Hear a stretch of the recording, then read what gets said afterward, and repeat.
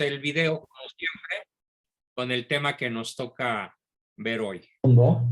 El problema de la ausencia de límites o del exceso de límites, es decir, de las dos formas mediante las cuales puede uno apartarse de la virtud, al no estar en el justo medio. He estado en contacto con muchísimos de ustedes en forma individual, en chats privados, y este tema que vamos a ver hoy, sin tener la seguridad de que lo vamos a agotar, porque es extraordinariamente importante no solamente entenderlo, no solamente saber de qué se trata, sino sobre todo tomar decisiones. ¿A qué me refiero? Para no perdernos de vista en el global, de dónde vamos y qué meta tenemos, estamos luchando por ser nuestras mejores versiones de cada uno de nosotros, particularmente en el ámbito, en esta ocasión, como ya tenemos un ciclo largo dedicado a la virtud de la caridad.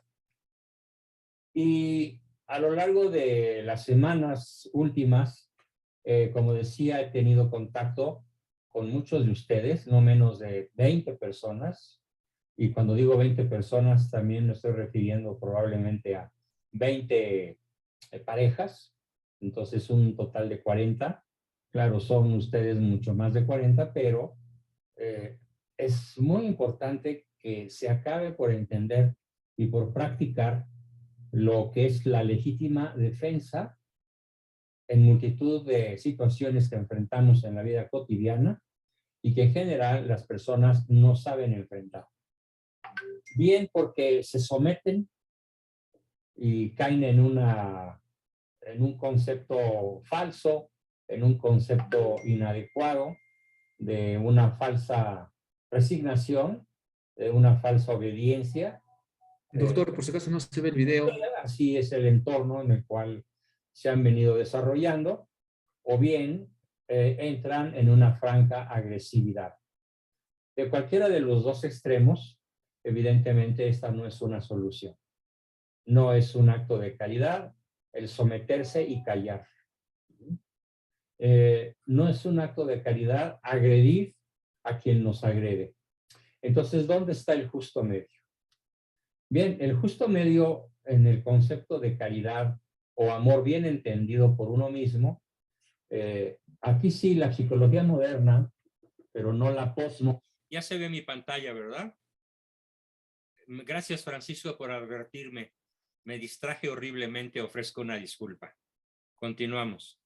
Moderna, sino la moderna en el sentido de actual, y me refiero a una psicología que ha abandonado muchísimos de los mitos socioculturales de hace 200 o 100 o 30 años.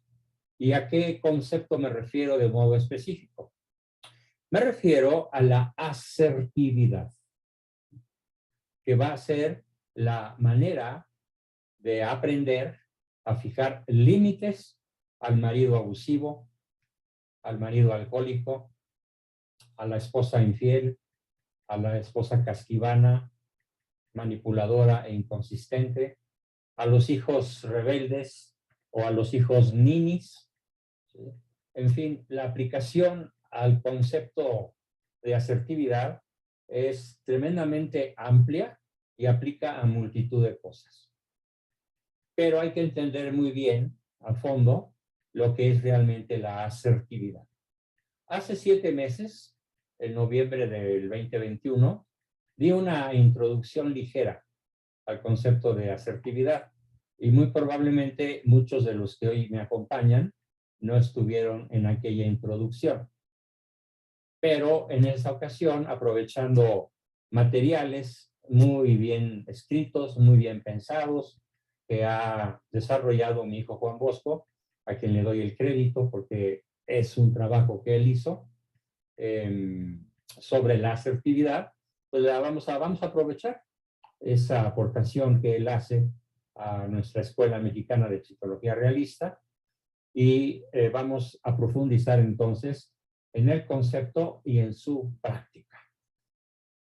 Para ubicarnos en un marco práctico, cada uno de nosotros, sugiero que mentalmente, por el momento mentalmente, escojan a la persona con quien más dificultades tienen en la vida cotidiana. Piensen en ella.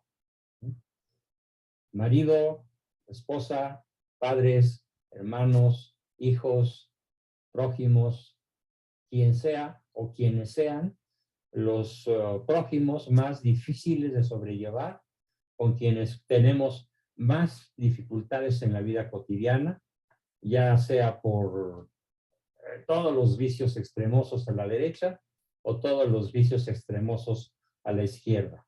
La derecha siempre se va a manejar como un exceso de, y la izquierda siempre se va a manejar como una ausencia de, hablando de la virtud de la asertividad.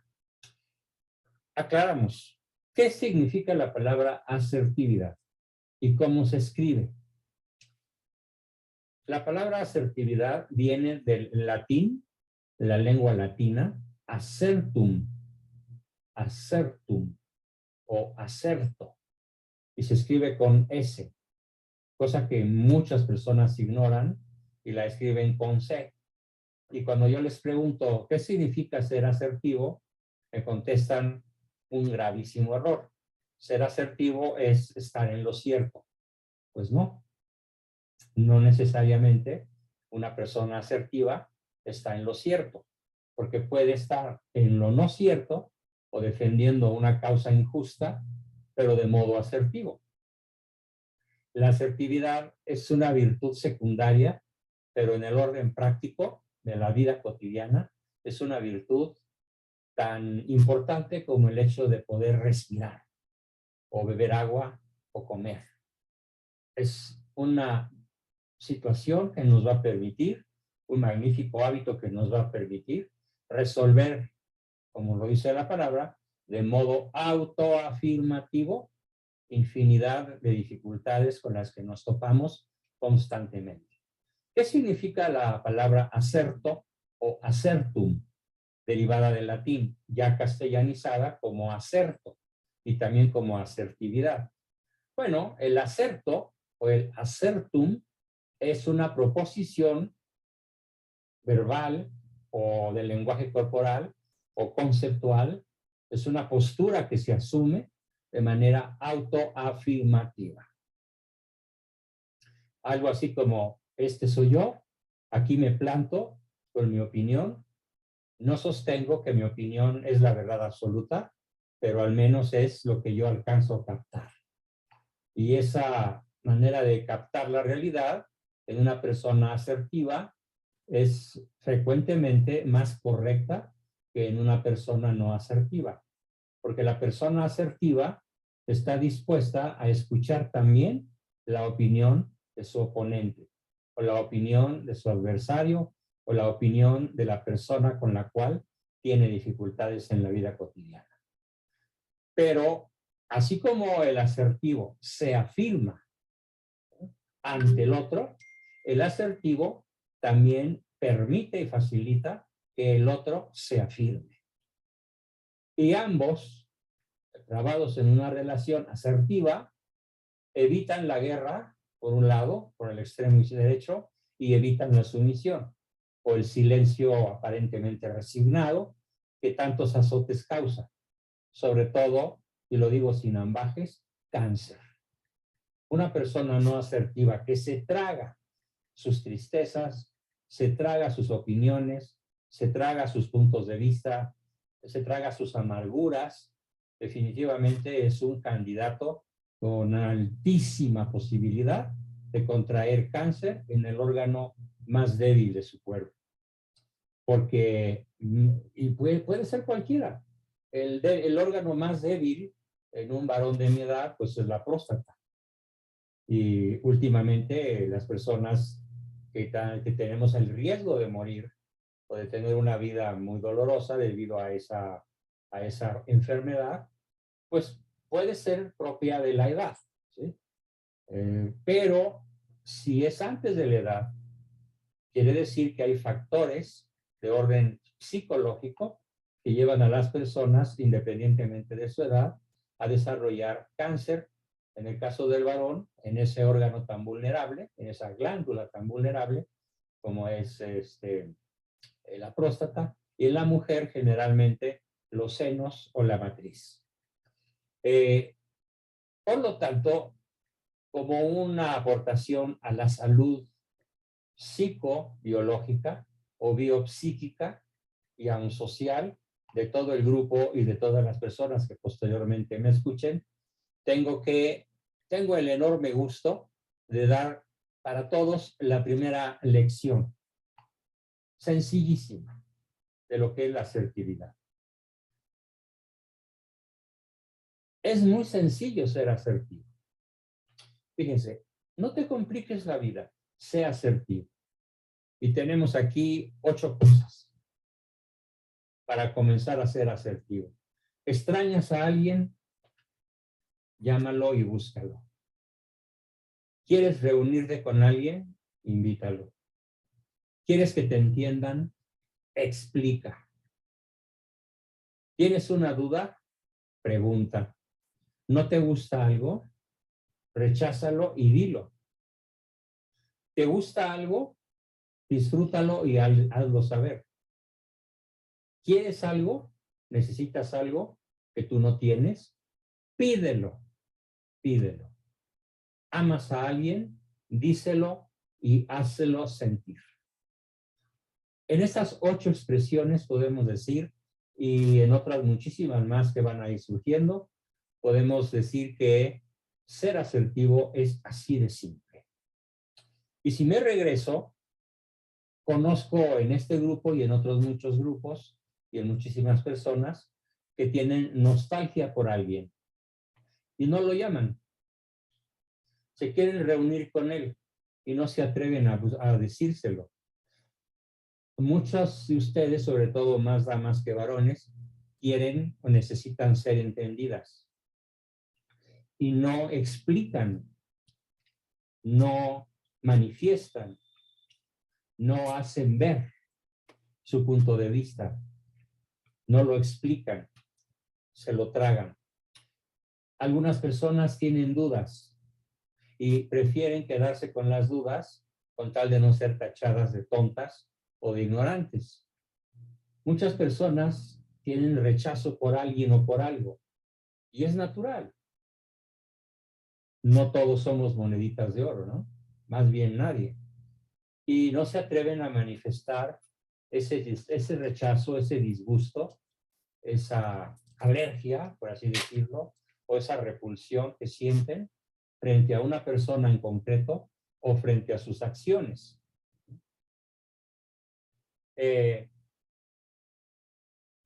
No se atreven a manifestar lo que les gusta, no se atreven a pedirlo y no se atreven a hacérselo sentir al otro. ¿Por qué? Porque socioculturalmente, por desgracia, predomina en nuestro ambiente, en todos los niveles, el nivel más alto, el nivel más bajo, la clase media, los trabajadores, los empleados, los ejecutivos, las amas de casa, predomina la no asertividad. Ya sea por exceso, por agresividad, en donde quiero reunirme, tengo una duda, no me gusta algo, etcétera, siguiendo las 8 expresiones que manifesté, y en vez de asumir una actitud asertiva, manifiestan un comportamiento agresivo, confundiendo la agresividad con la asertividad. Me decía el otro día una de ustedes, no voy a decir quién, pero el que le venga el saco, póngaselo. Le pregunté, ¿cómo está tu vida actualmente? Y me contestó, con mucha amargura. Fue la palabra que usó, con mucha amargura. ¿Por qué con mucha amargura? Pues porque mi esposo me hace la vida imposible. ¿Y tú cómo reaccionas ante esas cosas que hace tu esposo? Pues con mucha tristeza, con mucha furia, con mucha agresividad, a veces con resignación, pero acabo por estallar. Y esa persona puede no ser nada más la que me lo acaba de decir hace unas horas o hace unos días, sino cualquiera de nosotros que no sabe expresar sus necesidades psicológicas, sus afecciones psíquicas de manera no agresiva ni sumisa, sino asertiva. Vamos a continuar.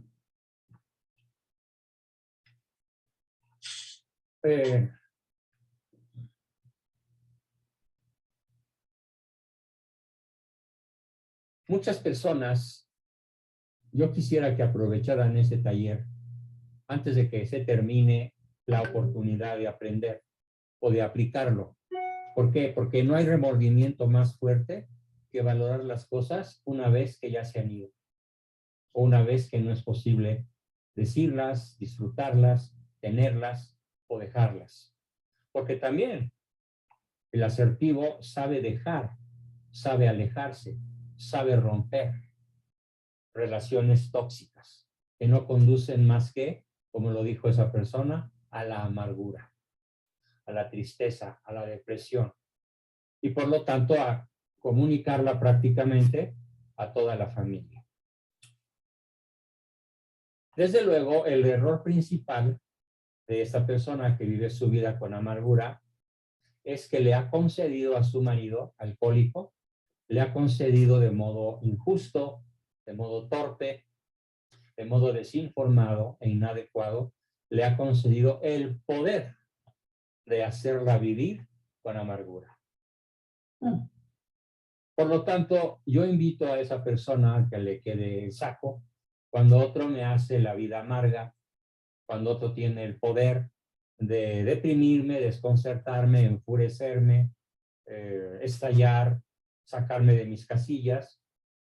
La persona asertiva, el primer paso que da es retirar ese poder. ¿Cómo puede retirar ese poder? Vamos a verlo de una manera más específica. Veamos. Para comenzar, hoy, al ratito, antes de medianoche, da un paso de manera autoafirmativa, evitando la agresión y la ofensa y el silencio sumiso. Ambas cosas. Esta virtud es la base práctica para obtener el respeto profundo a mi dignidad como persona. Porque si vives con amargura, pudiendo rechazar la amargura, estás dándole al otro argumentos para decir cosas tan espantosas como con esta tipa no se puede. Con esta persona hablar es imposible. Con esta persona ni a la esquina. Claro, porque esa persona no está buscando el justo medio entre la agresividad y la sumisión. Sería el primer paso. Pregúntense todos, ¿tiene alguien el poder de hacerme enojar? Quítaselo. ¿Tiene alguien el poder de hacerme sentir triste? Quítaselo. ¿Tiene alguien el poder de enfurecerme? Quítaselo. ¿Tiene alguien el poder, como esta persona a la que estoy aludiendo, de hacer que mi vida esté llena de amargura? Quítale ese poder. No esperes a que el otro cambie. No esperes a que el otro deje la copa, el exceso de cervezas o de licor o de lo que sea. No esperes que el otro se convierta. No esperes que el otro cambie. El asertivo da el primer paso. Yo me afirmo ante ti, marido alcohólico, como una persona que merece y necesita respeto y no te voy a permitir desde este momento que sigas haciendo de mi vida un callejón de nombre amargura. Sí, porque en algunas ciudades hay callejones que así se llaman, el callejón de la amargura. Conozco uno en la ciudad de Guanajuato. Y la historia sería larga, pero así es como la que estoy contando. La asertividad te permite expresarte, atención, invito a que todos los que les venga el saco lo empiecen a hacer. La asertividad decidida te permite expresarte bajo cualquier circunstancia. A ver, primero, expresa tus necesidades. Probablemente el otro no quiera, no pueda o no sepa, o las tres cosas juntas, ni quiere, ni sabe, ni puede brindarte lo que necesitas. Y muchas por eso están como la zorrita aquella que llegó a muerta de sed en algún lugar donde había un gran viñedo. La zorrita empezó a saltar para tratar de alcanzar un racimo de uvas y saciar su sed, y después de brincar 8 veces, la 9ª brincó menos, la 10ª mucho menos, y después se quedó quietecita y mirando las uvas dijo, bueno, al fin que ni las quería. Eso es justamente lo que muchas personas hacen. ¿Para qué le pido si no me lo va a dar? Si se lo he pedido desde hace 40 años y nunca me lo ha dado. Sí, pero el problema no es que no te lo haya dado.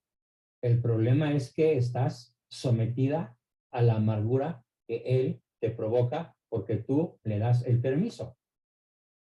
Quítale el permiso, quítale el poder. Y entonces, en vez de decir, viendo las uvas que no lograste alcanzar, al fin que ni las quería, ¿qué hace la persona asertiva?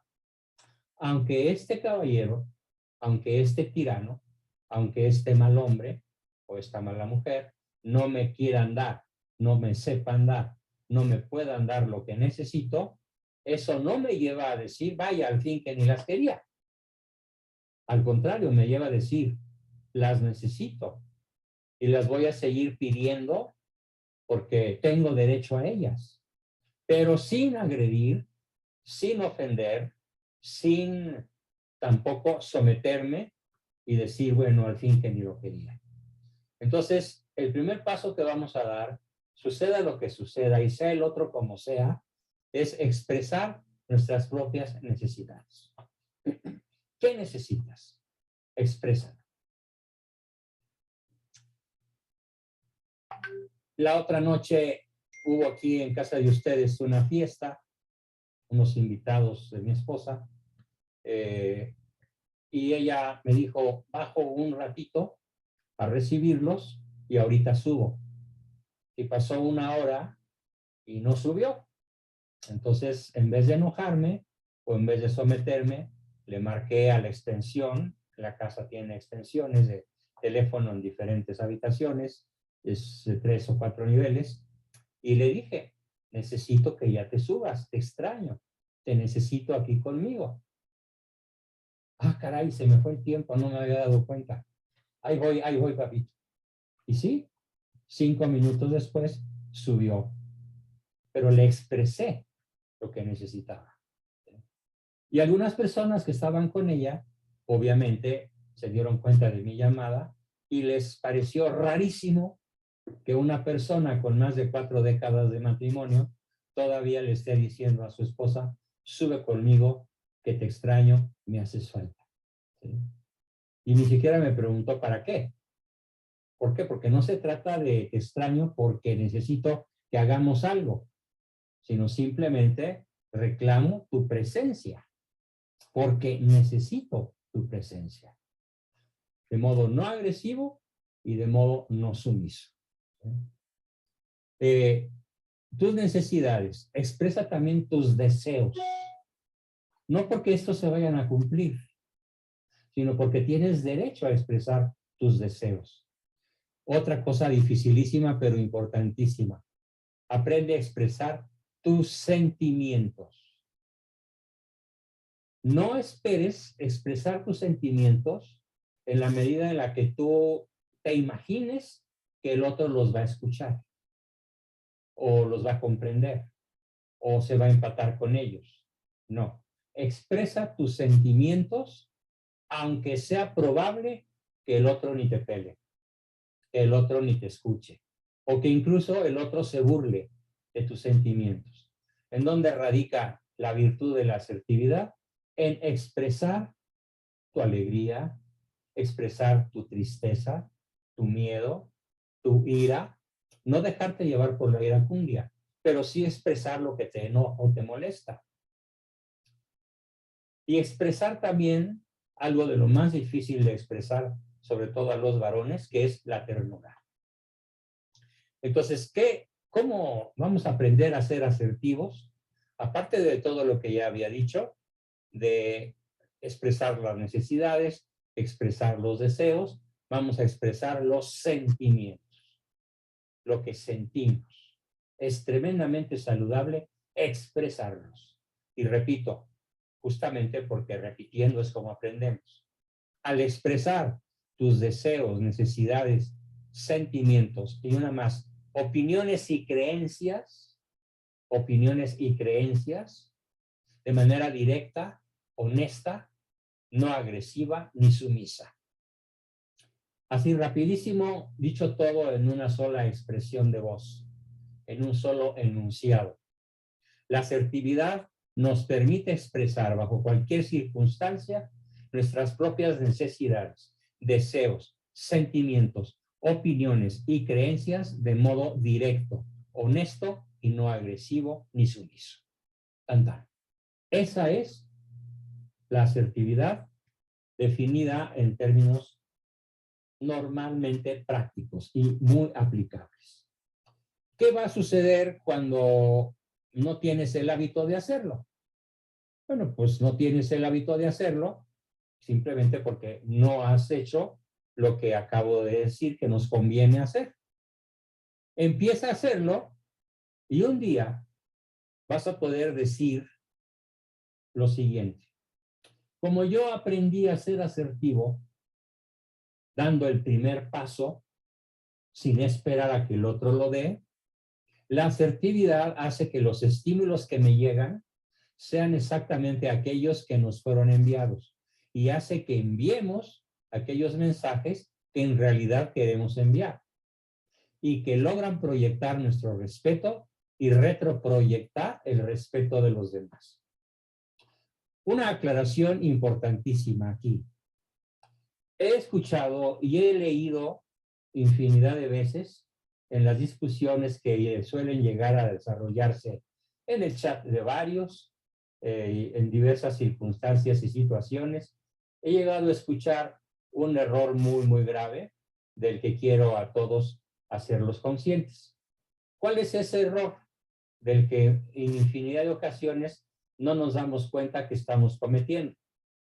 Pues ese error básicamente consiste en decir, respeta mi opinión como yo respeto la tuya. A ver, aquí vamos a profundizar.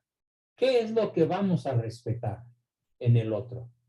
¿Qué es lo que exigimos, pedimos y expresamos que el otro respete? No estamos hablando de respetar los deseos, los sentimientos y las opiniones mías o del otro. Estoy pidiendo y expresando y aún exigiendo que el otro respete mi persona. E igual, estoy respetando no la opinión, no el deseo, no el sentimiento con el cual puedo no coincidir en lo absoluto, estar en perfecto desacuerdo, pero de todas maneras la asertividad me exige el respeto a la persona, con indiferencia, sin tomar en cuenta que pueda estar rotundamente equivocado. Decía, lo mencioné alguna vez, hace poco y hace mucho, y suelo repetirlo con frecuencia, un concepto importantísimo. ¿Cuál es ese concepto importantísimo? Lo expresa maravillosamente dos filósofos. Uno, de mi admiración, por un motivo, y el otro también por mi admiración, por otro motivo. El primero de ellos fue Jean-Marie Arouet, más conocido como Voltaire, el masón más perseguidor de la Iglesia en su época. Un poco antes de la Revolución Francesa, él causó, con su presencia agresiva en contra de la Iglesia, católica un odio brutal. Y lo expresaba con una frase en francés que decía, écraser l'infâme, que significa hay que aplastar a la infame. Y la infame, según Voltaire, era la Iglesia católica. Tuvo la gracia, que no me lo explico de otra manera, de que unas horas antes de morir lo visitara un amigo suyo, sacerdote jesuita, discutió con Voltaire, ateo, come curas, lleno de odio, y acabó diciéndole, está bien, creo que Cristo es nuestro Redentor y pido la conversión.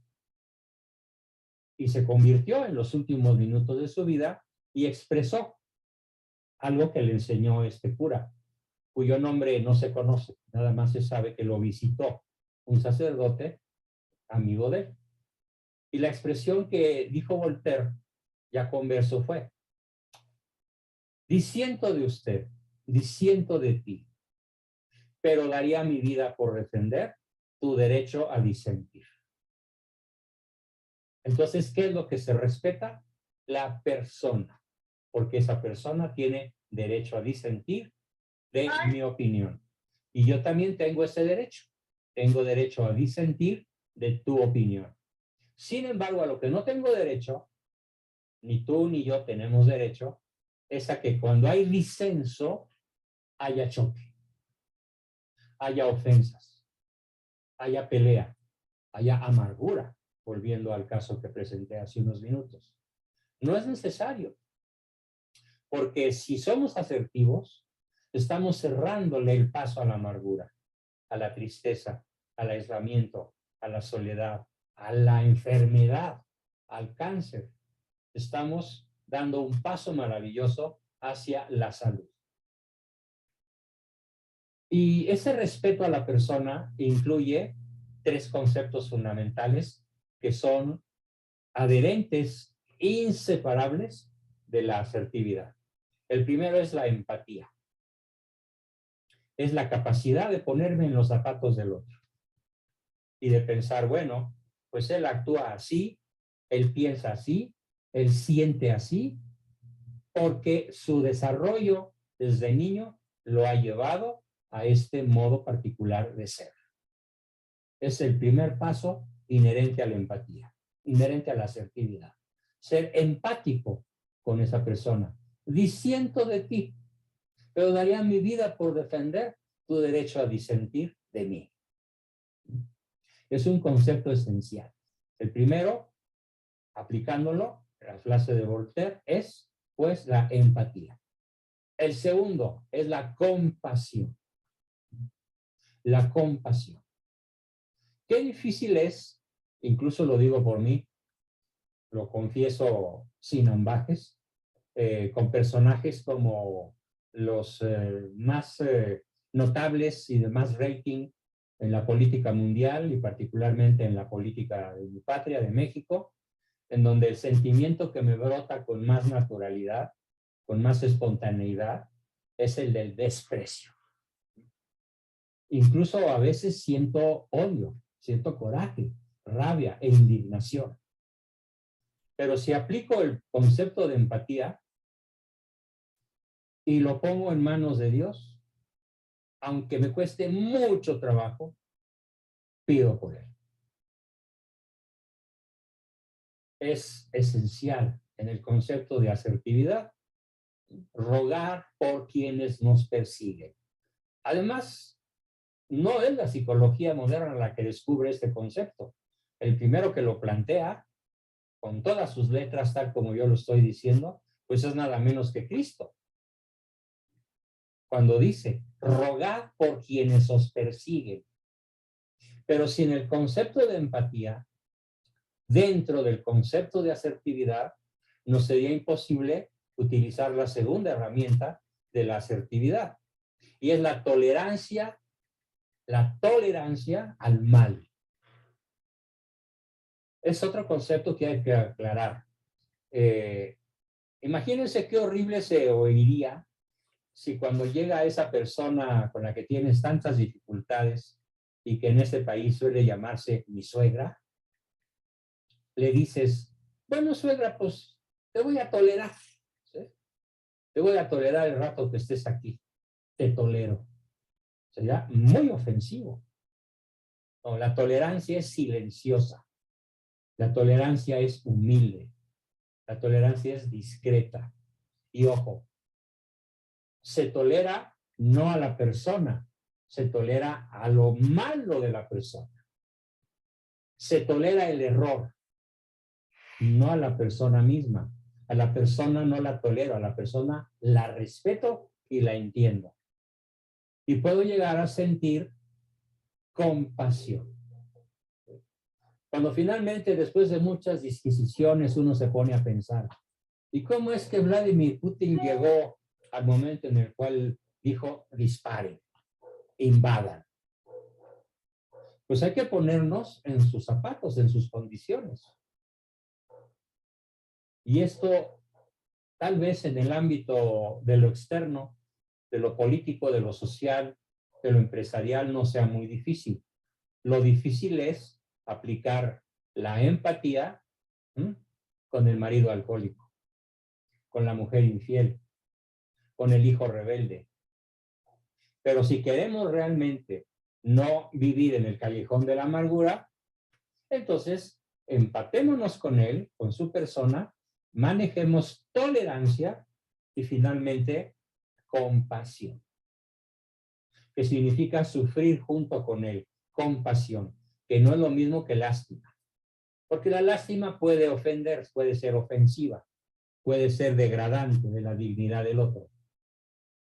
En cambio, la compasión consiste en pensar y en sentir que muy probablemente lo que él hace o deja de hacer no es que no quiera hacerlo, es que muy probablemente no puede hacerlo, porque su trayectoria individual se lo impide. La trayectoria de su vida a los 10, a los 20, a los 40 o en la senectud, le impiden ser como sería conveniente ser, incluso para él mismo. Ahí es donde entra ese sentimiento de la asertividad, que es ser compasivo con quien yerra, ser compasivo con el vicioso, ser compasivo con el ofensivo.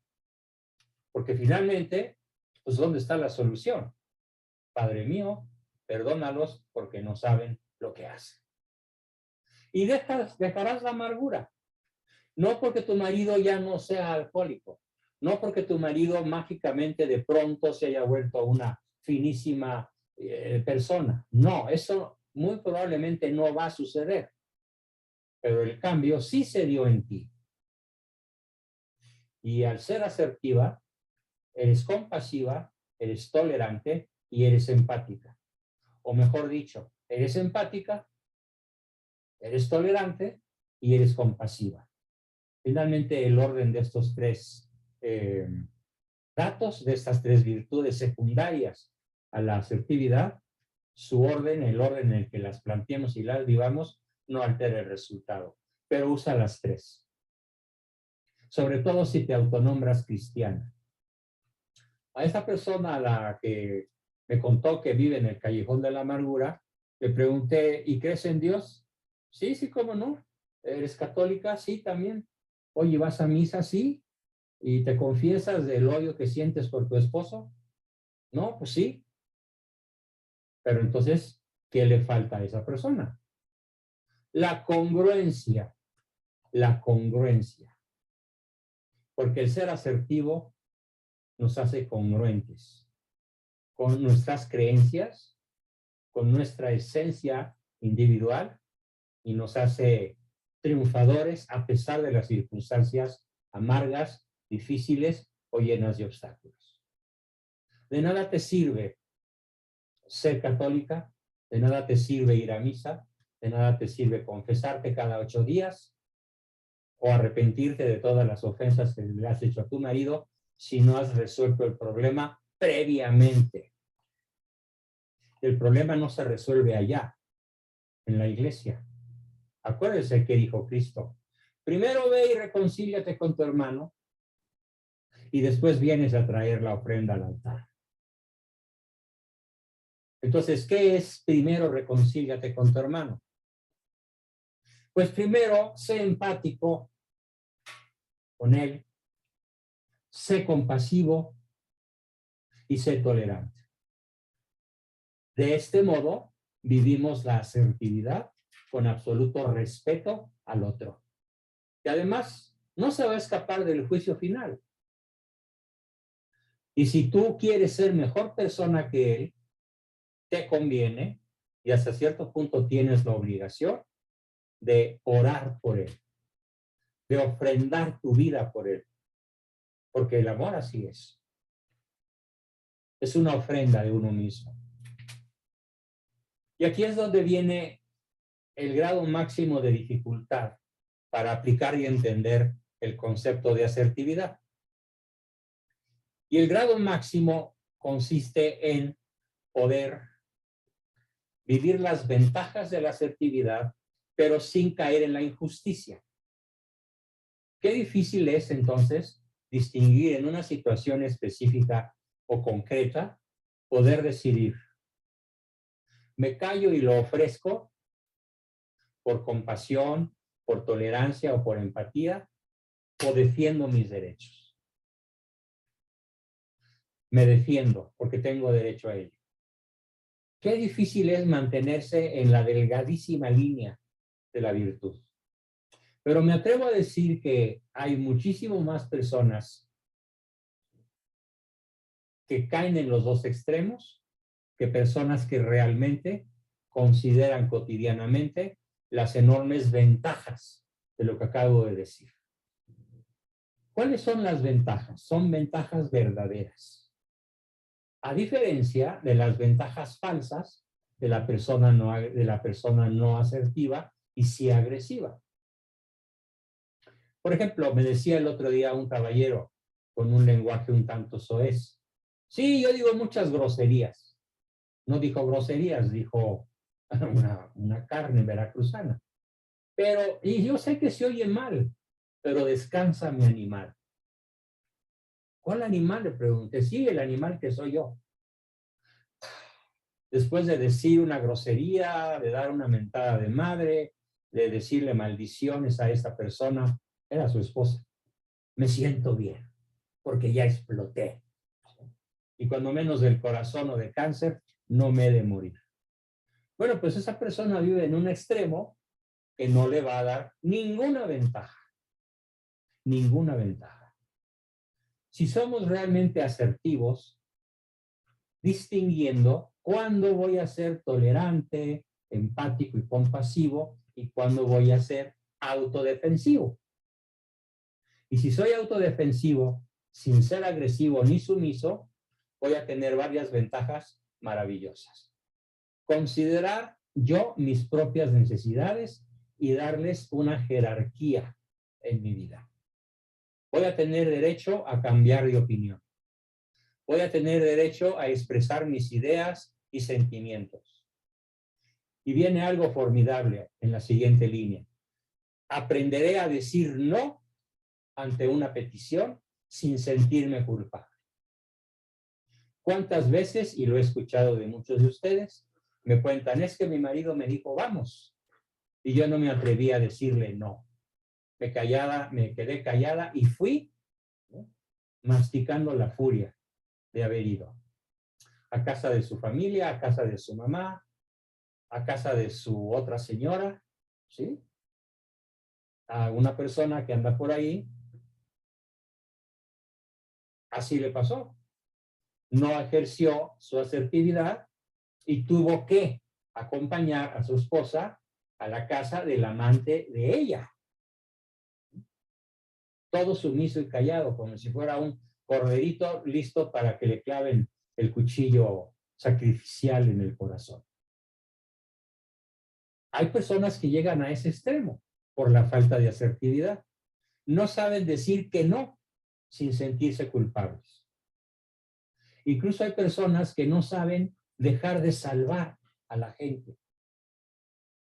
Hay por ahí otra persona que me escribió esta semana. Oye, Juan Bosco, pues es que mis hermanos me siguen pidiendo ayuda económica Y yo le contesté, conociendo la historia de esta situación, mantente en decirles no sin sentirte culpable. ¿Por qué? Porque ellos son adultos, ellos son responsables de su propia vida y no tienen por qué recurrir a la hermana mujer para exprimirte un dinero cuando en realidad ellos desde hace décadas hubieran podido generarlo. Sé asertiva y mantente en tu derecho a decir no ante una petición insistente, pero sobre todo, lo digo despacito, bajando la voz, para que todo el mundo esté atento, sin sentirte culpable. Muchas personas que yo conozco, aquí y en otros grupos, cuando dicen no, se sienten culpables. Y acaban diciendo, bueno, ándale, pues está bien, pero que sea la última. ¿Y cuántas veces han dicho que sea la última? N veces. Porque no saben decir que no. Ser asertivo es aprender, es decidir y aprender y volver un hábito, el saber decir no cuando no me conviene, cuando hay una injusticia, cuando hay un probable abuso, cuando hay un manejo de la manipulación o de la autoridad. Saber decir no es una defensa formidable.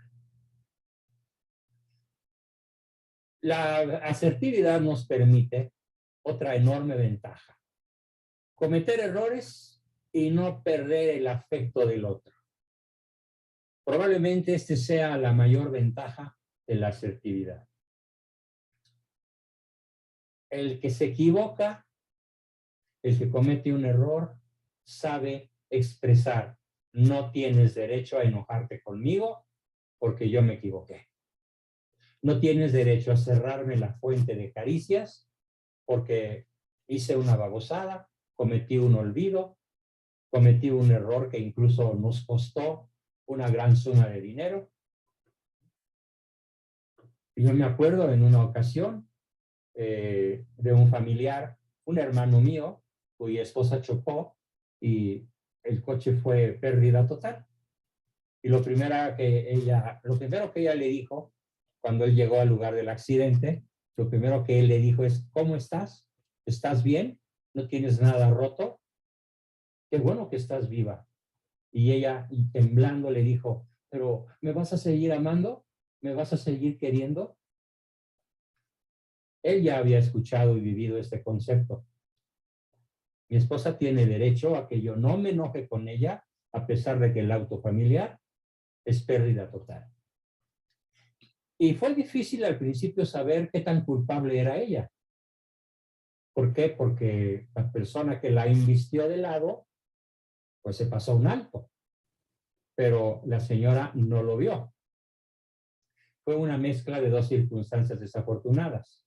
Pero en una situación tan dolorosa, tan peligrosa, en la que incluso hubiera podido perder la vida o quedar lisiada, lo primero que ella expresó es justamente eso: ¿me vas a seguir amando? Y él le contestó sabiamente: claro que sí, no tengo por qué retirarte mi afecto, hayas sido culpable o no, porque el amor de la persona asertiva es incondicional, porque se autoafirma en la búsqueda y en la conquista del bien. Pedir y dar cosas, caricias, tiempo, reconocimiento, cuando así lo decidas. Esa es otra ventaja. Hacer menos de lo que como humano puedes hacer. Una persona asertiva a la que se le pide que haga algo muy difícil o inalcanzable, va a decir no, no quiero hacerlo. Va a decir no, no puedo hacerlo. O tal vez pueda hacerlo, pero prefiero no hacerlo y prefiero buscar otra solución. Es la asertividad. Establecer otra ventaja, establecer tus prioridades y tus propias decisiones. Y ojo, probablemente una de las cosas más difíciles: sentirte bien aunque otros se sientan mal. Porque incluso si otros se sienten mal, por lo que sea, pero tú te sientes bien, por decisión propia, por ser asertivo, estás más capacitado para hacerle el bien a los que se sienten mal. Pero si tú te dejas llevar porque los otros están mal y por lo tanto yo también, entonces no les podrás hacer el bien que les harías si tú decides estar bien, aunque ellos estén o se sientan mal. Esta dificilísima, facilísima de expresar, dificilísima de aplicar, es probablemente una de las mayores ventajas de ser asertivo. Que tu estado de ánimo, tu salud, tus decisiones no van a depender de las demás, de las decisiones de los demás, sino que exclusivamente van a depender de ti misma. Porque cada quien es el arquitecto de su propio destino. Cada quien es el responsable de su propia vida. Y eso te va a llevar 4 o 5 minutos más para cerrar la sesión y comenzar con nuestra charla de intercambio. Vas a tener éxito. Vas a tener éxito. Vas a disfrutar de tu privacidad. Vas a gozar de reciprocidad. Vas a poder no usar tus derechos si es que no quieres usarlos. Vas a exigir la calidad pactada. Esto es increíblemente práctico. Exigir la calidad pactada o esperada. Ser feliz o cuando menos estar alegre. Respetarte a ti mismo y respetar a los demás en cuanto personas, en cuanto seres humanos, en cuanto hijos de Dios, aun cuando difieras de multitud de cosas respecto de deseos, defectos, sentimientos, necesidades y demás obstáculos que pueda haber entre todos los seres humanos que nos rodean. Si eres asertivo, habrás dado el paso, la decisión más importante para expresar un verdadero y ordenado amor por ti mismo, por tu propia persona, por serlo. No por tu forma de ser, sino por ser persona. Bien, pues con esto terminamos la explicación. Hasta aquí el tema no está agotado. Muy probablemente vamos a tener que seguir profundizando, dependiendo mucho de las opiniones, preguntas, comentarios y aportaciones que nos hagan a continuación. ¿Quién quiere comenzar? Adelante. Tenemos a José Carmelo. Muy bien, queridos amigos, pues vamos a ver quién quiere comenzar a participar. Adelante. Preguntas, dudas, comentarios, aportaciones, todo lo que se les ocurra. Escucho. Bien, pues siendo hoy 10 de junio, perdón. día de San Antonio de Padua. Se metió otro video. 13 de junio, estaba pensando en el viernes. 13. A veces los diablitos de la red molestan, pero bueno, ya se resolvió. Adelante, Luz Vizcaya. Sí, doctor. Oiga, una pregunta. Adelante. ¿Cómo hace para poner, o cómo se hace más bien, para poner límites, pero cuando hay una personalidad, por ejemplo, en psicópata, o sea, porque, bueno, ¿qué se tiene que hacer o ahí? Con un psicópata no hay manera de ponerle límites. Un psicópata es ingobernable. Un psicópata es inconvencible. Porque él, aunque no tenga la razón, está absolutamente seguro de tenerla. Y al mal le llama bien, y al bien le llama mal, por su gusto, por su patología, por su historia. Y muy probablemente el mejor consejo que le puedo dar a una persona que tiene un marido psicópata es que lo deje. ¿Por qué? Porque nadie está obligado a lo imposible. Te platico que el código 1053 y el código 1054 del Catecismo Teológico de la Iglesia Católica prevén la nulidad de una relación en la cual uno de los dos o ambos son psicópatas. No hay verdadero matrimonio en ese caso. Así de firme es mi respuesta. Ojalá no sea tu caso, Luz. Ojalá nada más haya sido una pregunta teórica, porque si es tu caso, pues seguramente estás viviendo una circunstancia imposible de vencer. Sí, no es mi caso, pero, Qué bueno, ajá, es un caso cercano probablemente. sí, doctor. Bueno, pues ahí tienes mi respuesta y ojalá esa persona entienda que está tratando de hacer una obra de cerámica con las manos, con acero. Dile, agarra un pedazo de acero y moldéalo.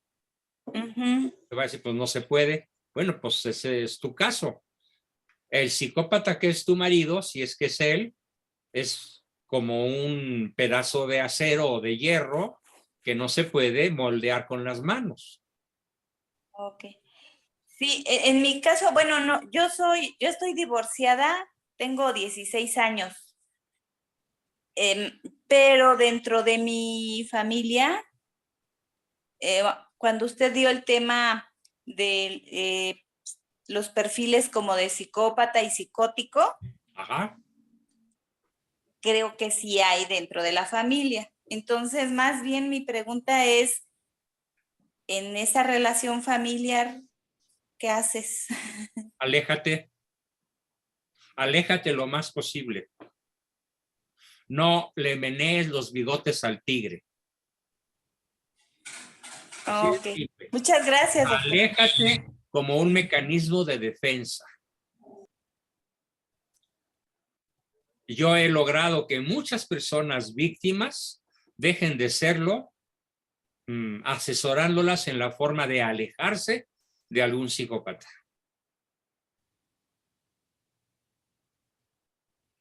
No hay otra salida, ¿eh? O sea, no se conoce en la historia la conversión de un psicópata. Se conoce la conversión de pecadores muy gruesos, como San Pablo o San Agustín, pero ninguno de los dos era psicópata. ¿Sí? Grandes conversos en la época moderna, incluso gobernantes de diferentes naciones, en España, en Francia, en Rusia, se convirtieron al cristianismo, al catolicismo incluso, pero porque no eran psicópatas. En cambio, el psicópata es, como dice el dicho, genio y figura hasta la sepultura. Esto va para todos. Si alguien quiere cambiar a un psicópata, está perdiendo su tiempo de una manera miserable. Ahora, ¿qué grado de culpabilidad tenga desde el punto de vista de Dios? Solo Dios lo sabe. Nosotros podemos reprobar sus actos, pero no podemos conocer su fuero interno. Incluso si te topas con uno casualmente o habitualmente, pues aplica el mismo concepto que hemos manejado en toda la sesión. Sé empática aunque él no lo sea. Sé compasiva aunque él no lo sea. Sé tolerante aunque él no lo sea. ¿Por qué? Porque así es un buen cristiano, ¿no? Pero tienes derecho a huir de él, porque muchas veces el psicópata se agarra a una persona o varias para traerlas de su piñata con la cual golpea, a la cual golpea. Bien, gracias, Luz. ¿Qué pasa? Gracias a usted. Gracias, Luz. ¿Qué pasa, Osvaldo? Nada más piensa muy bien que no me vas a hacer la misma pregunta de siempre. No, ya, la escribí, no, la tengo escrita, no sé si eso. Dice, me conviene tolerar todo a la persona. ¿Cómo le doy a saber mis derechos y quitarle esa autoridad sin que se sienta ofendidos o juzgados? No se basen, no, es imposible. En el caso tuyo, ellos se van a sentir ofendidos. No lo puedes evitar, pero de todas maneras tienes derecho a ejercer tu derecho. Enójese quien se enojare.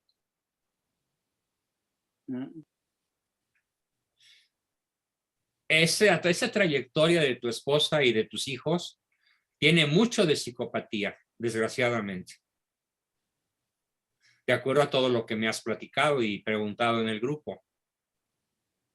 Entonces tú di asertivamente lo que piensas, lo que crees, expresa tus derechos, tus sentimientos y no esperes que no se enojen, porque se van a enojar. Están en lo que se llama actitud paranoide, que consiste en yo bien, Osvaldo mal. Y con ese cristal juzgan todo. El que está mal eres tú, según ellos. Esto a ti te da la oportunidad de practicar la caridad cristiana en grado heroico. Pero no esperes lo inesperable. Porque nomás te vas a frustrar. Sí. Bien, pues esa es mi respuesta, mi querido Osvaldo. Aplícalo desde ahorita para que no desgastes tu hígado ni tu bilis. Sí, gracias, porque a veces hasta los más adolescentes, los menores adolescentes me dicen que exagero muchísimo. Claro, con el respaldo de una madre psicópata. Me dicen, no, te la Que das de muy observa cómo su madre le llama bien al mal y mal al bien. Y bueno, pues qué lástima, pero ella recogerá ella los frutos. Más que tú, porque me he dado cuenta de que tú sí has cambiado, tú sí has aprendido, tú sí tienes la mente abierta.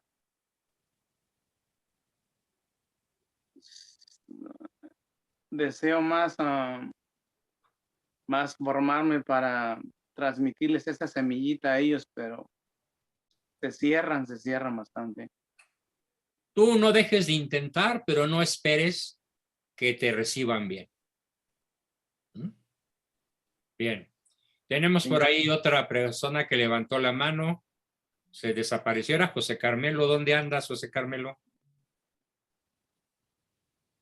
Parece que ya se fue, pero tenía la mano levantada. Bárbara y Adrián Ortega preguntan, ¿un asesino serial es un psicópata?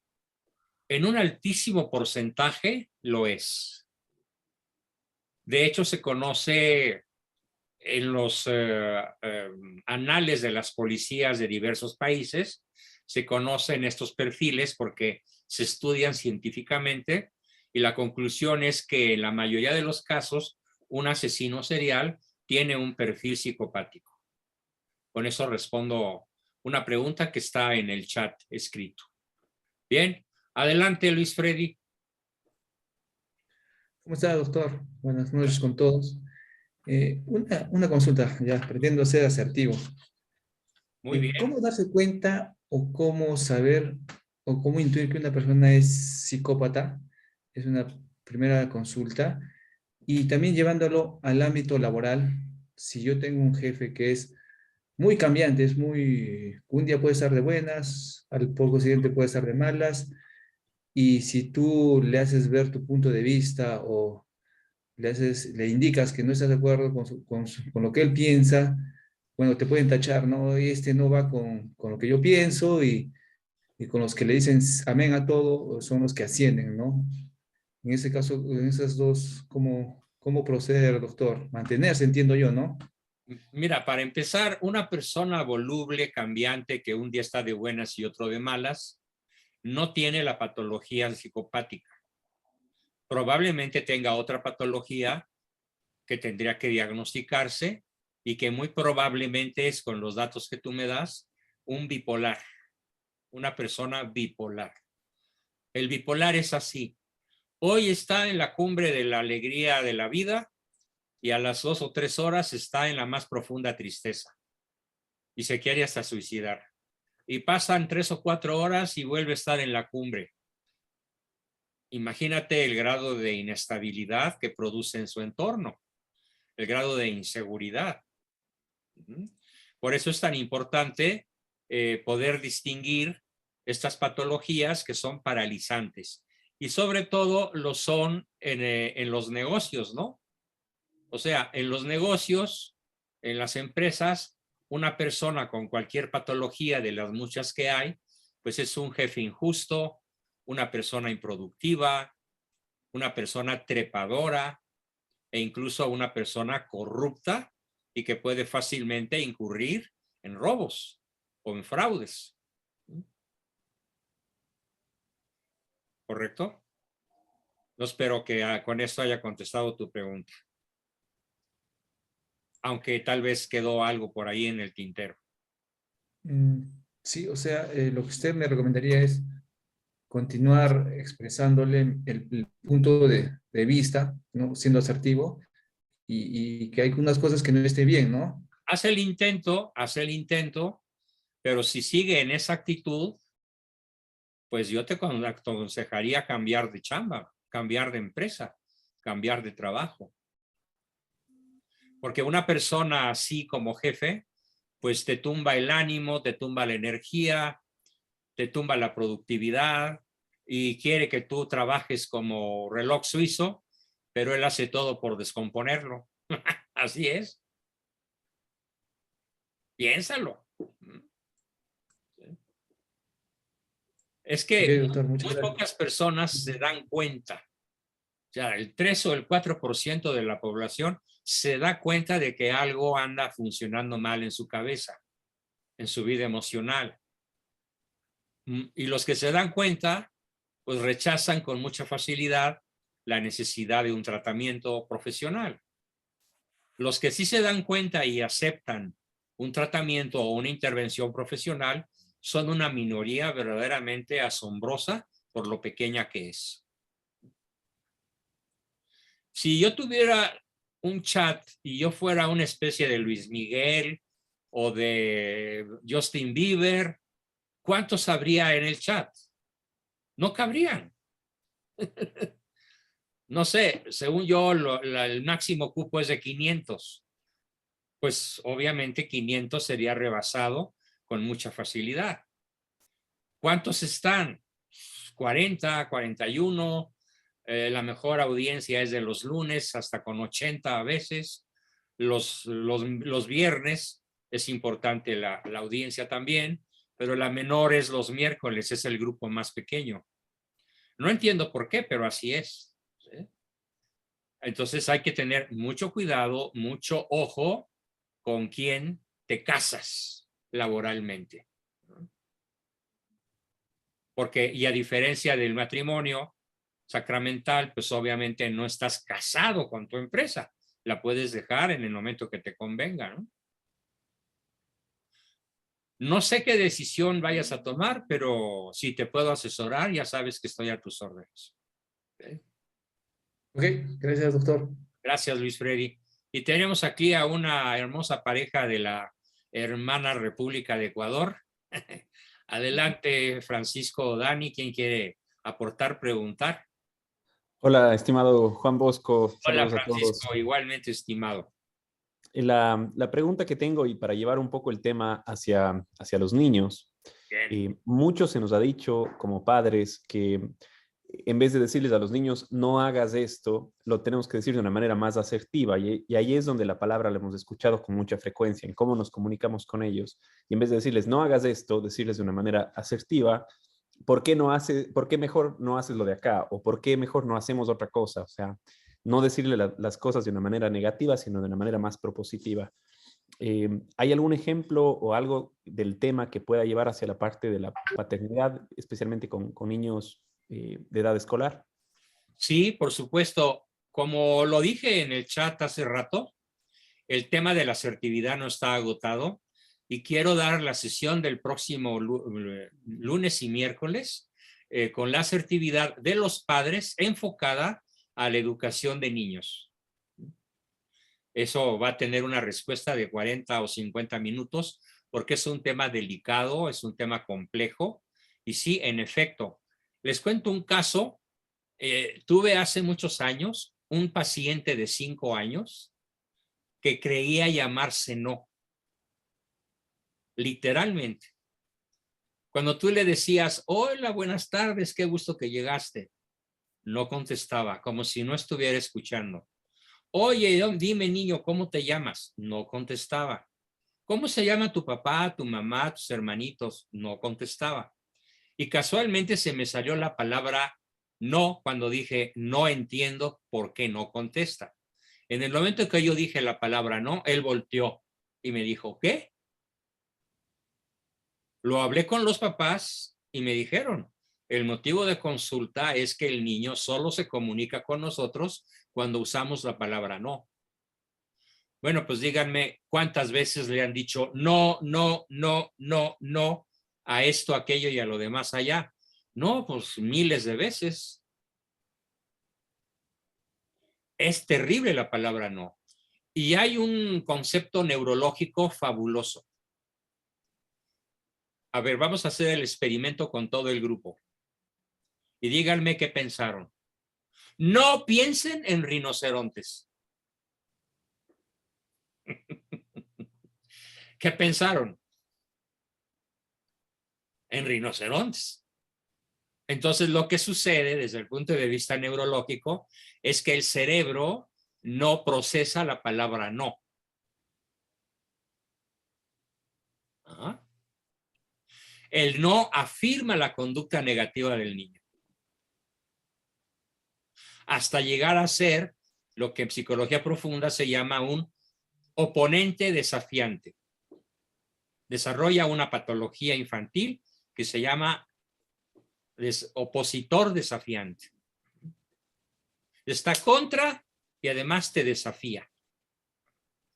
A base de prohibiciones, decretos, órdenes, consejos y la palabra no, no, no, no, llega a ser un opositor desafiante. Científicamente comprobado en muchas naciones. Sobre todo en Estados Unidos, que todo lo miden y lo pesan. Y que hay aportaciones geniales de psicólogos conductistas, no son realistas ni católicos como un servidor, pero tienen aportaciones muy valiosas hablando de este tema. ¿Sí? Entonces, ¿qué hay que hacer? Lo veremos en detalle en la sesión de lunes. La asertividad aplicada a la educación de nuestros hijos, pues yo diría menores de edad, ¿no? Porque aplica la norma desde que nacen hasta que son mayores de edad. Entonces es un concepto hermosísimo, la asertividad aplicada a la educación de nuestros hijos. Y además es una manifestación de caridad, es una manifestación del amor, que es el macrotema dentro del cual hemos insertado el tema que hoy y que ya tenemos varias sesiones viendo, ¿no? La asertividad. Bien, tenemos aquí la manita de Ricardo Méndez y luego de José Carmelo. Adelante, Richard. Muy buenas, Doc. Hola. A todos. Ahora sí que una pregunta. Usted comentó de que ser asertivo es ahora sí que explicar nuestras necesidades y decir no a... Cuando estás en desacuerdo. Cuando estoy en desacuerdo.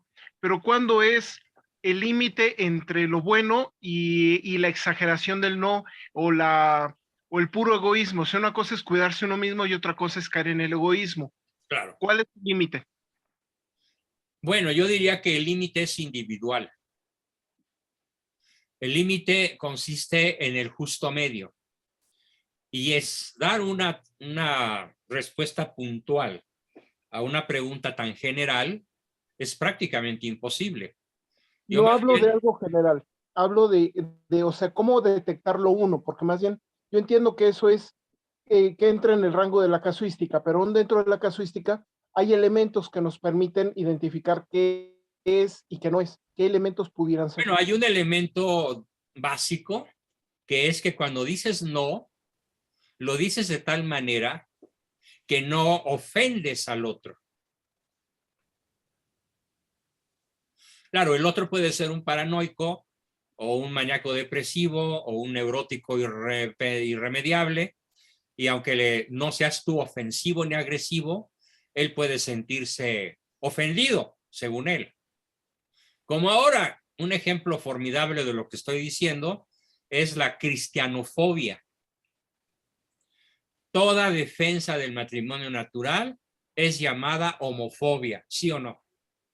En la televisión, en los medios, en la política, en el PRI, hasta en el PAN, no se diga en el PRD y en Morena. Todo mundo cuando defiende el matrimonio natural y ataca racionalmente el aborto o el matrimonio igualitario o la adicción a las drogas, nos dicen, eres un anticuado, tú nos odias, no tienes remedio, estás fuera de foco, vives en el siglo XVI. A mí me dicen, tú debiste haber nacido en la Edad Media. Y les digo, mira, ¿qué comes que adivinas? La Edad Media me encanta. Me hubiera gustado nacer ahí, sin tecnología y sin todos los avances que hay, que son un verdadero peligro para la humanidad porque no se están utilizando para el bien. Más bien se utilizan para el mal. Es raro que los medios que hoy tenemos se utilicen para el bien. Pero bueno, volviendo a tu pregunta, sería el primer elemento. Que el otro no se sienta ofendido. Pero con la aclaración de que si tiene alguna patología personal gruesa, se va a sentir ofendido de todas maneras. Eso es ineludible.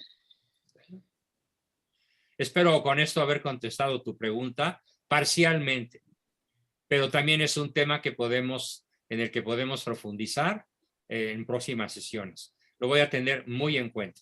¿Sí? Tal vez se me ocurra un segundo elemento. El diálogo no se interrumpe. Se puede seguir platicando, se puede seguir dialogando. ¿Por qué? Porque tú te mantienes en el justo medio. Por ejemplo, con un chamaco de 14 años que me decía, es que yo soy un niño y mi papá es un autócrata.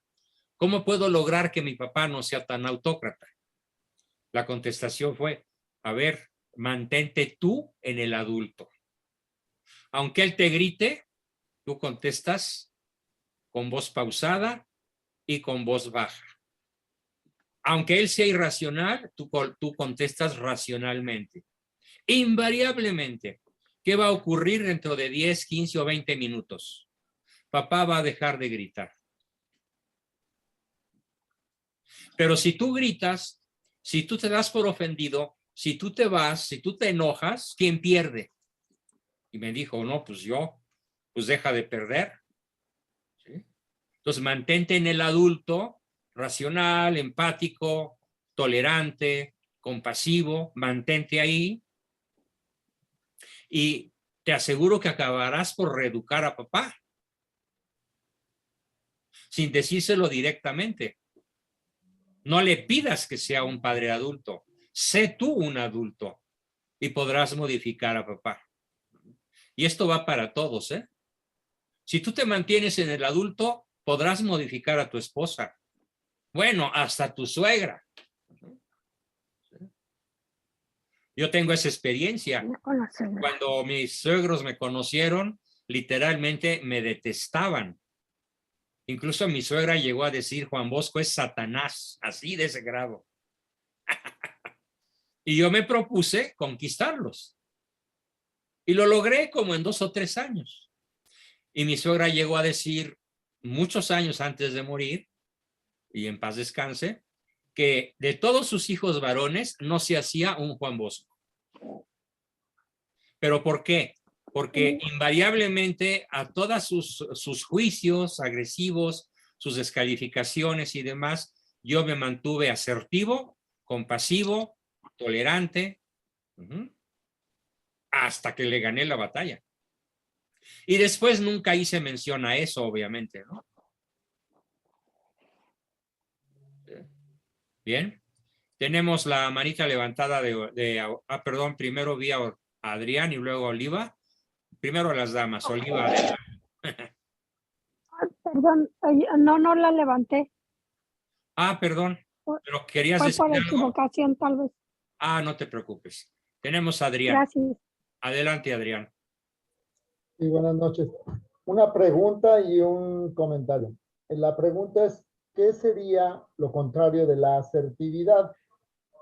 2 palabras. Lo contrario de la asertividad tiene 2 extremos. Por la izquierda sería la sumisión. La persona sumisa que no habla, que no se atreve, que no sabe defenderse, que no sabe decir no, que todo se lo traga y acaba por pescar un cáncer mortal.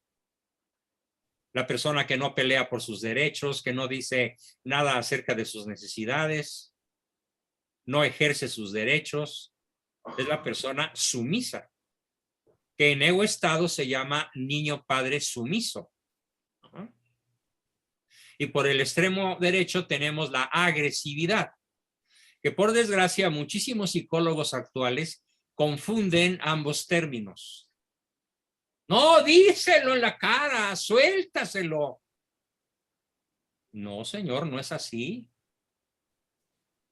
Es el concepto de asertividad, pero el psicólogo moderno, posmoderno, más bien te impulsa a la ruptura de relaciones porque, según él, son tóxicas. Tengo el caso de un psicólogo colombiano que le dijo a una señora, que es mi paciente, díselo en su jeta. Imagínate, es la agresividad encarnada, ¿no? Y no creo que la palabra jeta sea muy decente en Colombia, ni en México, ni en ninguna parte, ¿no? Entonces, esos son los 2 extremos que se oponen por sí mismos a la asertividad. Bien. Gracias, Adrián. Pues, doctor. Tenemos a René Godofredo. Adelante, René. Sí, doctor. Quiero consultar. Déjame ver tu imagen, ¿no? Aunque ya se haya oscurecido, tal vez. Sí. Aquí estamos, doctor. Déjeme poner mi cámara, que me vine a dar una ducha y aquí estamos ahorita. Muy bien. Muy bien. Mi pregunta es la siguiente. Hace unos días, pues, estuve en un retiro y muchas personas, especialmente mayores, hacen esta pregunta. Me duele ver a mis hijos mal y me siento responsable de ellos. Yo, en lo personal, he tratado de hacer una escala de valor de responsabilidad en los padres, por ejemplo, del 1 a 18 años. Yo creo que el padre es 100% responsable de cualquier cosa que el hijo pueda hacer, ¿no? Claro, estamos hablando de cosas como que estén fuera de como por ejemplo, cárcel, drogas, sexo, cualquier otra cosa, ¿no? Y creo yo que de 18 a 25 años, el padre es como responsable como en un 50%. Y a los 25 años, pienso yo que de los 25 años en adelante, el padre nomás es responsable quizás en un 10%, ¿no? O no sé, quisiera que usted me corrigiera esta tabla de valores de responsabilidades, ¿no? Según yo. Sí, mira, lo encuentro casi acertado. Ok. En general tienes razón en tu punto de vista y tus porcentajes, pero tienes que conviene que consideres esto. Te lo voy a exponer con un ejemplo. Sí. ¿Has oído hablar o conoces a un famoso escritor nórdico llamado Franz Kafka? No, no lo conozco. Te recomiendo que bajes de la red o vayas a una librería y compres un libro que él escribió, que se llama Carta al Padre. Muy bien. De Franz, con Z, Franz Kafka, con K. Te los recomiendo a todos. En esta Carta al Padre, que es un libro de unas 60 páginas, Franz le cuenta a su padre todas las tragedias que le hizo vivir prácticamente desde que nació. Un padre cruel, psicópata, intratable, imposible de manejar, complicadísimo, impredecible. Imagínate lo que hizo una vez. Tomó el conejito favorito de Franz y delante de él le abrió la panza. Y eso es una de las muchas cosas salvajes que hizo el papá con él. Y otro caso, que es el de René, que narra una extraordinaria psicóloga suiza, Madame Sechehaye, en un libro que se llama La interpretación simbólica. También lo recomiendo a todo el grupo. Es un libro donde narra la historia de René, que tuvo un trato peor que Franz Kafka. Y les voy a platicar a todos que a pesar de eso, tanto Franz Kafka como René llegaron a ser adultas, equilibradas y productivos. René llegó a ser una excelente terapeuta a partir de las infernales experiencias con un padre psicópata. ¿Por qué? Porque ella se hizo cargo de sí misma. A los 14 años decidió ir a ver a una psicóloga con la que estuvo 16 años en terapia, a razón de 3 veces por semana, hasta que logró dejar la esquizofrenia, en la que su padre la había asumido. Franz Kafka nunca fue a la terapia, pero se convirtió al cristianismo, no al catolicismo, al cristianismo en general. Y gracias a esa conversión, logró llegar a ser uno de los escritores más brillantes de Suecia, Noruega y Finlandia juntos. O sea, es en el norte de la tierra. No conozco otro escritor tan profundo, tan brillante y tan excelente como él. Y también fue obra suya. Entonces, no descartemos el poder de desarrollo que todos tenemos, independientemente de cómo haya sido nuestra infancia. Perfecto. Perfecto. Y te lo digo incluso por experiencia personal. Mi infancia es tan terrorífica que prefiero no narrarla. Así de grueso. Y muchos que me conocieron de niño me dicen, ¿y cómo le hiciste para permanecer vivo? Probablemente la única que conozca bien mi historia es mi esposa, ¿no? Porque pues, sí, cuando uno se casa sin darse a conocer profundamente, o al revés, sin conocer al otro profundamente, generalmente se termina en una tragedia, ¿no? Así es. Bien. Bueno, muchísimas gracias, doctor, y buscaremos el libro, o si no, le vamos a ir a Richard, ahí al gran Richard, que nos ayude. Él siempre nos pone todo fácil. Ah, con Ricardo, sí, ¿verdad? Es Sí. nuestro, como que sería nuestro proveedor oficial y oficioso. Tenemos que agradecer. Ya se los mandé. Gracias. Ya se los mandé. ¿Qué mandaste, Oliva?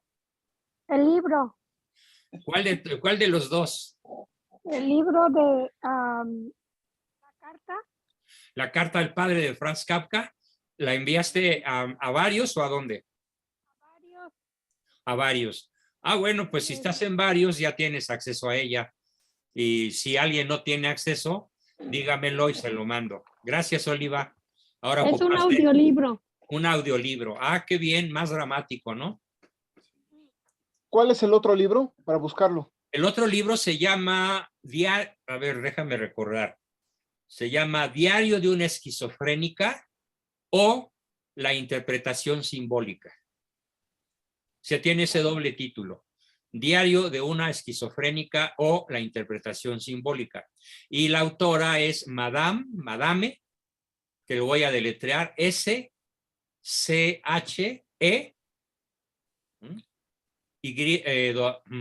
H, A, Y, E, Sechehaye. Madame Sechehaye. Formidable y maravilloso libro, ¿eh? No lo prometo, pero sí lo voy a buscar. O sea, no prometo entregarlo, pero sí que lo voy a buscar. Magnífico, Ricardo. Nos harás un enorme servicio. Bien, y además, pues en todo caso, pues se puede comprar, probablemente en Amazon, ¿sí? Es un libro verdaderamente que cambia la historia de la psicología, porque Madame Sechehaye, allá por la década de los 50 o 60, es la primera psicoterapeuta que reconoce el valor de la inteligencia y de la voluntad del paciente. porque Freud lo había negado, Jung lo había negado, Ferenczi, Otto Rank, todos los grandes psicólogos, y eso de grandes lo digo con ironía, porque en realidad no fueron grandes. Eso sí, supieron hacerse una propaganda formidable, al grado de que aquí en México todavía sigue vigente Freud, el gran corruptor de la mente humana. Pero Madame Zechehai se opuso a todas esas teorías malsanas y demostró el poder de la inteligencia y de la voluntad humana cuando tiene una, en este caso de René, una madre sustituta. De hecho, la terapeuta fue como una mamá en lugar de la mamá y del papá que ella había tenido. E inventa un concepto maravilloso que yo sigo con muchos de mis pacientes, que se llama proceso de reparentalización. Al grado de que aquí en este grupo anda por ahí varias personas, no tienen que identificarse porque es muy privado, que me dicen papá Juan Bosco. Y he ocupado el lugar de sus padres. Y con esa actitud de ellos, pues se han logrado hacer avances verdaderamente maravillosos, ¿no? Porque de hecho el terapeuta tiene la gran responsabilidad de reparentalizar, o sea, de volverle a dar papá, de volverle a dar mamá al que no lo tuvo, o al que tuvo un papá tipo Franz Kafka, o tipo René en la historia de Madame Zechehai, ¿correcto? Esto es lo que distingue al psicólogo realista del no realista, ¿no? ¿Y cuántos psicólogos realistas hay por cada 100? Pues tal vez 1 por cada 1000.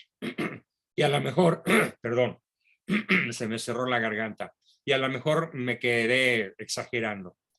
Somos una especie en extinción, de reciente creación. Yo digamos que empecé con esto a los 18 años y no he encontrado eco en mis colegas, y menos en México. Donde he encontrado algunos es en Argentina, en Colombia, en España, pero allá son vistos también como aquí, como bichos raros. Así que les agradezco mucho la disciplina con la cual me han seguido, porque pues eso le da vida a la Escuela Mexicana de Psicología Realista para que no caiga en el olvido y tengamos prolongación, ¿no? Claro que estoy preparando a mi sucesor y todos los que quieran en un momento dado también podrían decirme, oye, pues yo quiero ocupar tus zapatos. Y en ese caso, pues podríamos empezar un proceso de formación que dure 20 o 25 años si es que Dios me da vida, ¿no? Bien, tenemos, ya te contesté entonces, Godofredo. ¿Te das por contestado? Ya no me escuchaste. Ah, no sé. Sí, claro, doctor. Sí, claro, muy amable. Te agradezco muchísimo y gracias también a Olivia por subir el libro. Gracias. Buenas noches. Tenemos a Bárbara y Adrián. Adelante, Adrián. Sí, nada más el comentario, se me había olvidado. La pregunta que hice si un asesino serial es un psicópata, porque hace rato que estaba comentando que no hay ninguna conversión o no se ha arrepentido un psicópata, me vino a la mente un asesino serial que se llamaba Ted Bundy. Él asesinó a más de 30 mujeres. Sí, conozco la película de Ted Bundy. Y antes de ser ejecutado, hace una entrevista que la voy a subir, bien reveladora, donde parece ser que él tiene una conciencia ya, ya no de juez, a lo mejor por el momento tan decisivo que va a partir, ¿verdad? No lo sé. Se me pasó a decir eso. Es muy improbable, pero ha llegado a darse el caso de que un psicópata cuando se enfrenta a la muerte puede convertirse. O sea, yo allí lo atribuyo mucho a la gracia divina, a la gracia de Dios. Como que Dios le da un toquecito, oye, escúchame, acá estoy. Y esa voz de Dios puede llegar a ser tan poderosa sin afectar la libertad humana que la persona diga, está bien. Cosa que, por ejemplo, hicieron 3 grandes intelectuales. Voltaire, toda su vida había sido un perseguidor de la iglesia a escala psicótica, perdón, a escala psicopática. Y en los últimos minutos de su vida pide bautismo, confesión y comunión. Y se la da el sacerdote que lo convierte. Otro personaje similar Enrique Tierno Galván, comunista, perseguidor de los católicos en España, también antes de morir, como Ted Bundy, en los últimos minutos de su vida se convierte, se confiesa y comulga. Y otro, tal vez el más importante de todos, Voltaire, ¿sí? El que, perdón, ya había dicho de Voltaire. Entonces Voltaire es el que dije ahorita, Enrique Tierno Galván, y se me escapa el tercero. Ahora sí me falló la memoria. Jean-Paul Sartre. Jean-Paul Sartre, gracias, muchas gracias, Luis Freddy. Jean-Paul Sartre también se dedicó toda su vida a denostar el bien, la verdad y la belleza. Incluso llegó a negar la importancia del ser, no solo del ser humano, sino del ser como tal. Y llegó a afirmar y a transmitir a cientos de miles de personas que lo siguieron esta idea. El ser humano es un ser para la nada en un universo carente de significado.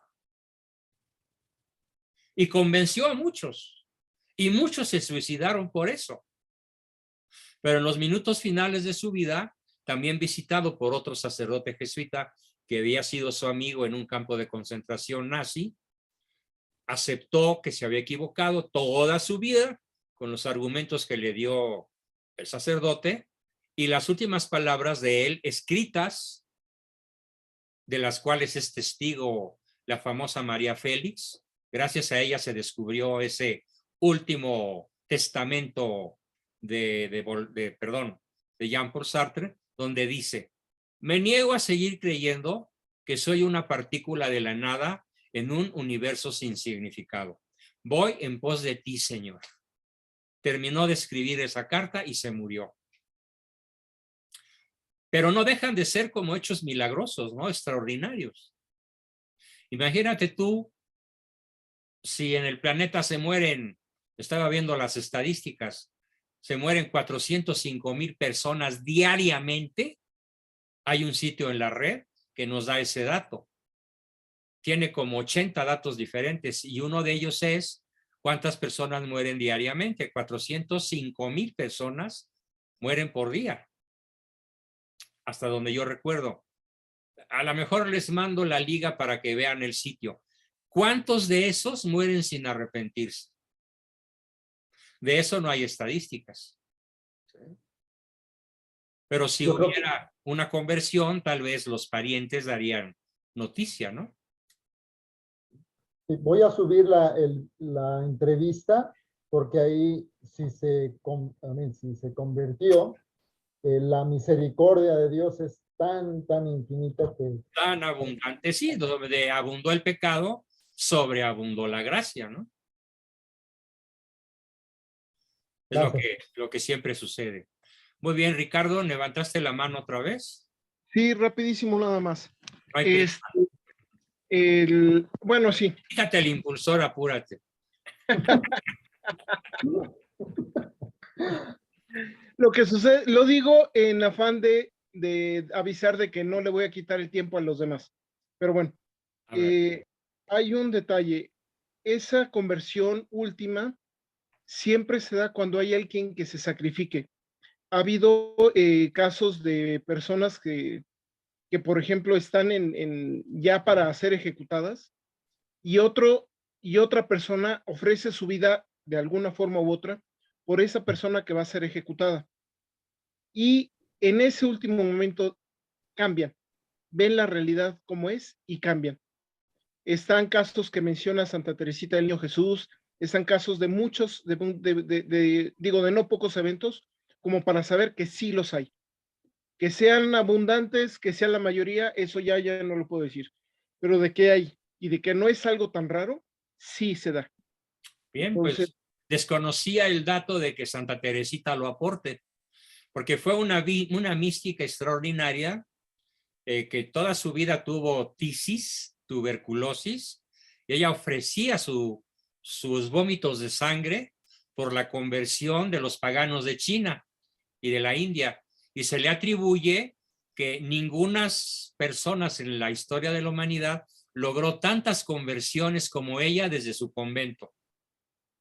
Este suceso fue antes de que entrara al convento, cuando ella era una niña de 7, 8 años. Él lo escribe en su diario de un alma. Ajá, Ujú. sí. Entonces, de un asesino que había matado no sé cuántos hay en Francia, condenado a muerte, que había agarrado a patadas a todos los sacerdotes que habían querido irlo a ver, y al final se arrepintió. Magnífico, muy bien. Pues es un dato formidable que aportas, yo no lo sabía. Muchísimas gracias. Y bueno, pues con esto terminamos nuestra sesión de hoy. Ya es hora de ir a descansar. Dice una pregunta última.